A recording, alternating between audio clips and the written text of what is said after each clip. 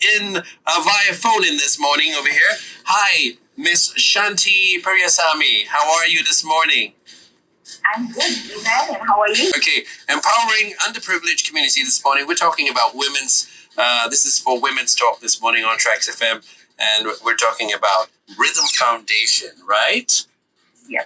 And just a little bit for the people who don't know, RYTHM Foundation is the QI Group's social impact initiative. RYTHM is an acronym for Raise Yourself to Help Mankind. The foundation's core values are built on the principles of empowerment, volunteerism, and resilience. Through its work locally and globally, be it grant-making, volunteer engagement, or investing in human development programs, the foundation's goal is to empower lives and transform communities. There's so much in there already. RYTHM Foundation has established 2 flagship programs in Malaysia, Ta'arana School for children with special needs and Maharani for adolescent girls from low-income families, yeah? And I'll let you get into all the other details over there. Ms. Santhi, can you please share with us, with our listeners, what RYTHM Foundation does and what are the flagship programs? Yeah, thank you. So, yes, as you had clearly mentioned just now, the RYTHM Foundation is actually the QI Group's social impact initiative.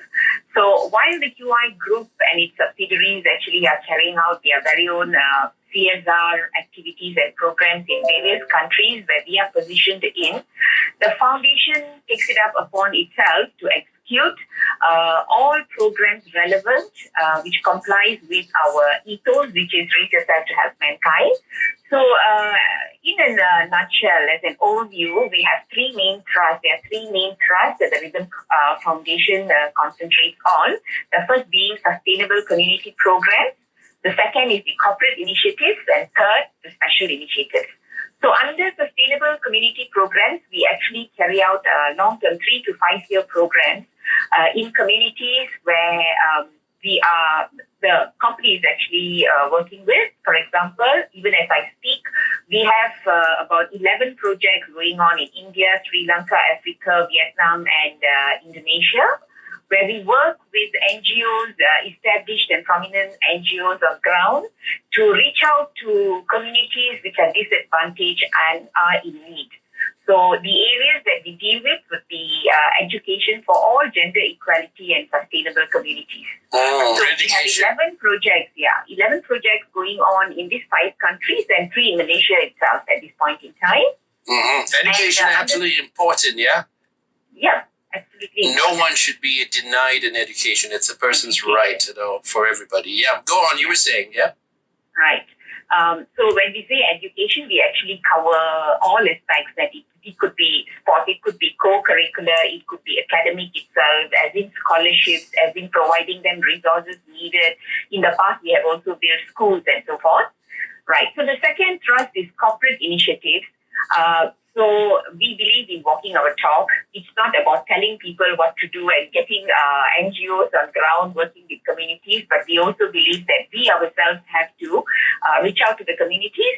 So each staff is expected to carry out 16 hours of social responsibility work. So we call that SSR. And all of us are expected to do 16 hours over a period of a year. But very, very encouragingly, most of us do more and well beyond 16 hours. For sure. The other arm of corporate initiatives is CSR, which RYTHM Foundation also works hand in hand with our subsidiaries, the QI subsidiaries, to carry out CSR activities in other countries. Right? And the third and the most important one here is special initiatives, which has all the programs that we are carrying out in Malaysia. One of which is a Maharani program, which I'll be talking about in length after this. And we also have new programs where we work with partners. For example, program Impact for a group of youth who are with My Skills Foundation. So we are empowering them through skills training as well as character building. And new programs such as Program Insania, we are coming up with children from B40 families in a locality in Selangor. We are helping the children to groom them and to be able to give them the skills needed apart from academic achievement for them to be holistically developed. And then there is Jago RF program where we are also going to be identifying boys from B40 families to empower them through football. So these are things that we are hoping to, is the program and the planning and everything is done. We are hoping to roll them out in 2021. And hopefully, the situation will, get to be better then. And with the lifting of the MCO, we are hoping to roll out those programs. Having said that, the other very important program that we are also embarking on is adopting communities. This is our sustainable community program. So we are going to be adopting 2 indigenous communities, one in Sabah and one in Perak. So when we say adopting communities, we are going to be looking at the needs of various layers of the community. And the next one is, of course, Tarana. That's another flagship program, which I will be briefly mentioning in a short while. And the last one is birthday programs, where our executive chairman and his wife, the chairperson of the foundation, they reach out at their personal levels to help out the needy in the community. So this is the whole stretch of things that RYTHM Foundation does. Wow. And we understand that the Maharani Programme, initiated by RYTHM Foundation in 2010, you have helped over 7,500 girls in Malaysia between the ages of 13 to 16 from poor and marginalized communities. Well, talk to us more about the Maharani Programme. Right. So this Maharani Programme, when it was started, actually, yes, it stresses upon providing quality education for all. So, and we were hoping to sort of empower these girls, so that they will be able to sort of be aware of their potentials and reach the heights that they will be able to. So when it was started way back in 2010, we actually started off with annual camps. So, and we were carrying it out in 13 locations. So they had annual camps where students were identified with the help of schools. And so during the camps, they were exposed to various important components, various important modules that would empower them. And then we realized that these annual camps, is not really sufficient because you're only meeting them once a year. So where is the connections and where is the engagement? We then started having 3 camps in a year. So we broke up the modules into 3 camps in a year and we were meeting these girls 3 times a year.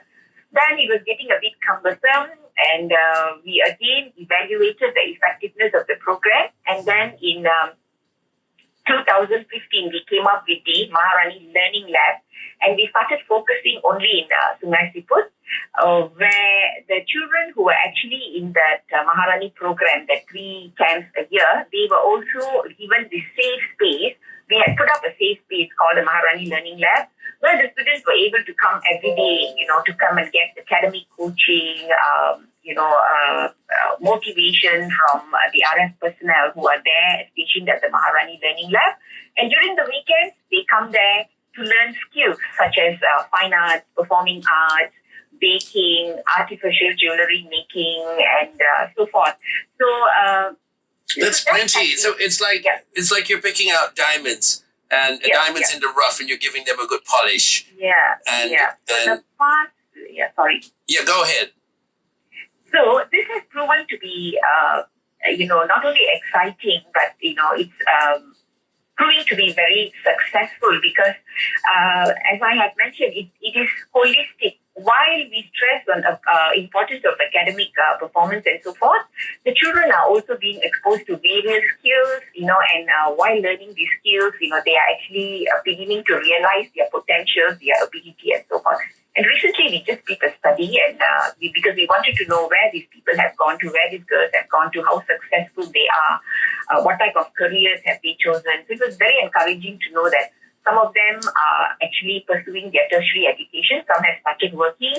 Some have decided to work after their SPM. And some have started their very own micro businesses, micro enterprises, and basic flower arrangement and so forth. Yeah. Very good. So to us, this is a tried and tested program.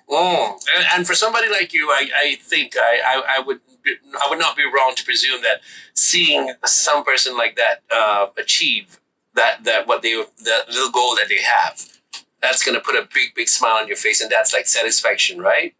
Oh yes, tell me about it.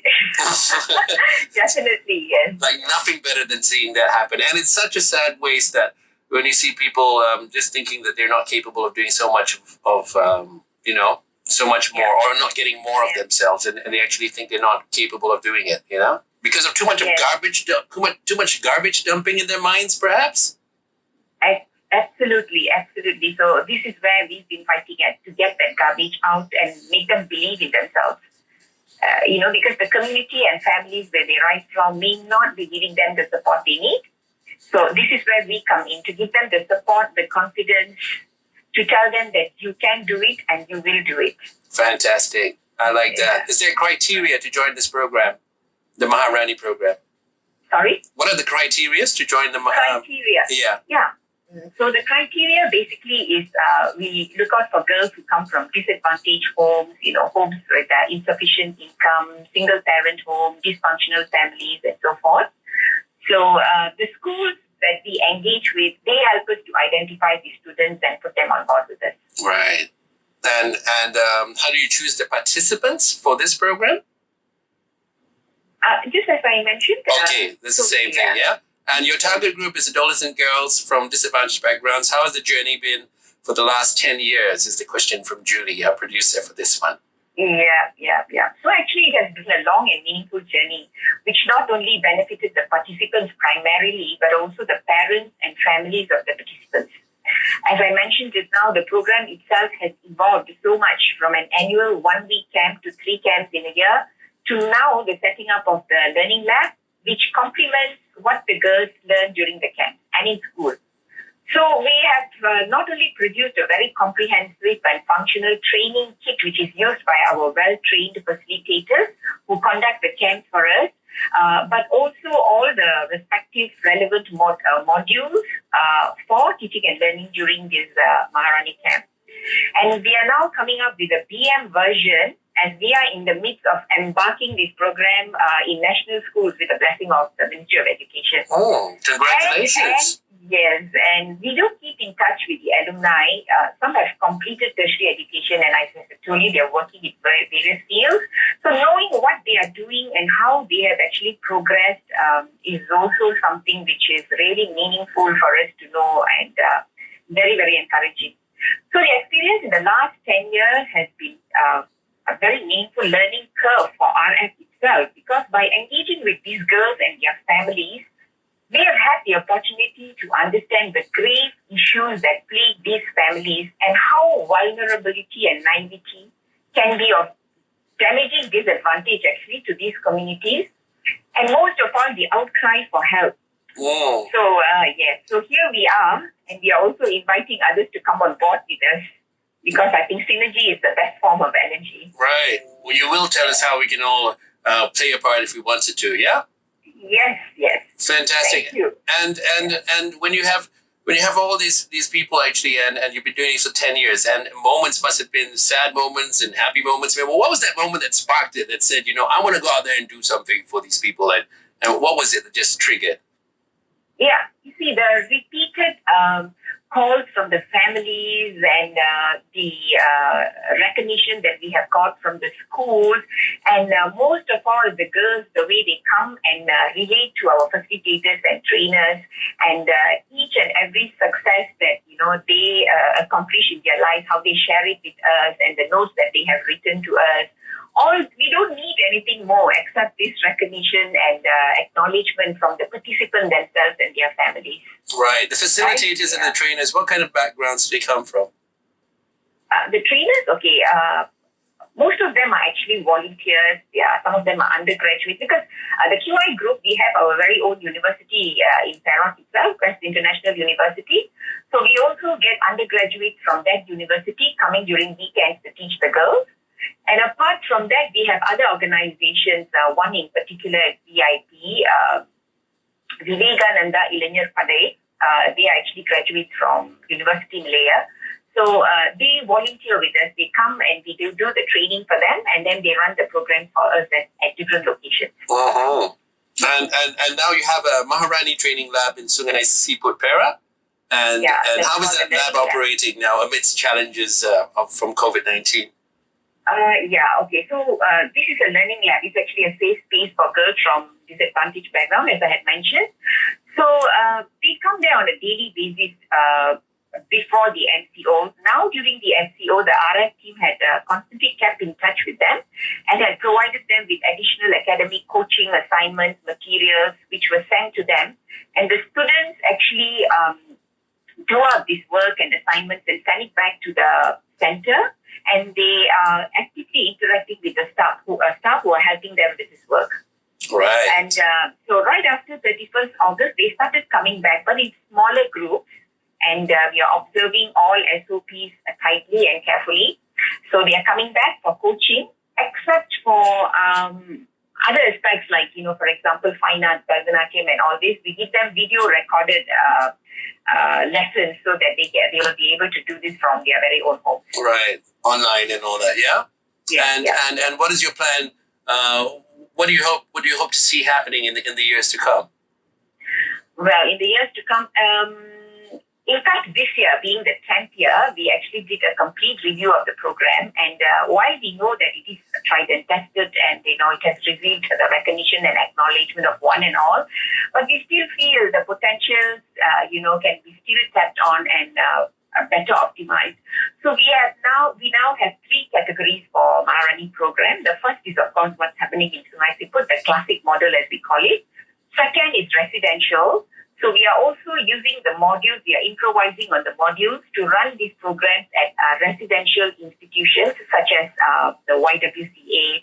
We are going on to the Montfort Boys Home, Pure Light Society, My Skill Foundation, where the participants are boarding there in the residential institutions. So instead of having 3 camps in a year, we meet them once in a fortnight or once in a month, and we execute these modules with them to also empower these people. That's our second category. Right. The third, and what we are looking forward most, is the Maharani schools, which we are going to be working with Pintar Foundation, partnership with Pintar Foundation to roll it out in national schools. So now it is going to be for girls of all races, and that's the reason why we are doing a translation of our training kits and materials to have a PM version as well. Right. So with these 3 running simultaneously, I believe that we will definitely be able to impact girls between the ages of 13, 16 to empower them and to get them to where they should be. Fantastic. So who listening in right now, let's go to this. Who listening in right now should be very... As I said just now, all those who can come on board and to help us in any way, for example, volunteers, because this is going to grow wide and big. So all those who would like to come on as volunteers to become facilitators, we will be happy to put you on the training of trainers. Mm-hmm. And what are you looking for in your trainers? What do you want them to have? What kind of skills do you want them to have? Undergraduates or graduates. All right. So for them to be able to embrace, because the modules that we have, they are quite comprehensive, and you need people to be able to relate what's in the training kit and what's in the modules to daily examples, to good examples, to be able to improvise them and to work on them, to give the participants what is needed according to their background and so forth. So we would appreciate, and I mean, even if they are not undergraduates or graduates, even if they are students who have completed their diploma programs and so forth, no hard and fast rules. They can always get in touch with us and we will advise them accordingly. Apart from that, also, I do hope that this will also reach out to students, the description that I have given and the criteria that I have given. So even if the schools have not reached out to them, students can also contact us directly, and we will definitely be able to reach out to them. And everyone else, as I said just now, I believe that synergy is the best form of energy. So, yes. Right. Come on board, volunteer yourself. And how does one find out more? How can they get more material to find out more about this, and how do they get in touch? The RYTHM Foundation website. You can go on the website, and our contact details are there. Please do get in touch with us. Call us anytime. And yes, we will be able to respond. Yes. Right. And how would you like to inspire all the ladies listening in right now this morning? Okay. So, yes, RF, Rhythm Foundation, and in fact the entire QI group functions by our very well-defined ethos, which was drawn up from a Gandhian philosophy actually. So, Mahatma Gandhi ji happens to be our corporate icon. So, we are very, very bound by his philosophy. And this was actually drawn up from his philosophy, which says, raise yourself to help mankind. And rhythm is its acronym. So the best way to serve the needy is to first raise ourselves and first at personal, individual, organization, and community levels. We have to be doing that to be able to uplift the needy and disadvantaged. Right? So the community cannot be transformed by any individual or individual entities that work in silos. I really believe that we have to come together. So it's our very personal wish that one and all would embrace the philosophy denoted by rhythm and to come together to raise the community. Fantastic. And thank you so much for talking to us this morning. Thank you, Greenman. And a pleasure talking to you. And I look forward to hearing a lot more stories from you in the future about, the successes and everything nice that's happened to the ladies and the way they've all moved forward, and your foundation, Rhythm, as well, growing and just, going all over the place in a good way. The Rhythm Foundation going all over the place in a good way. Thank you so much. I look forward to speaking to you again. Fantastic. Thank you so much and goodbye.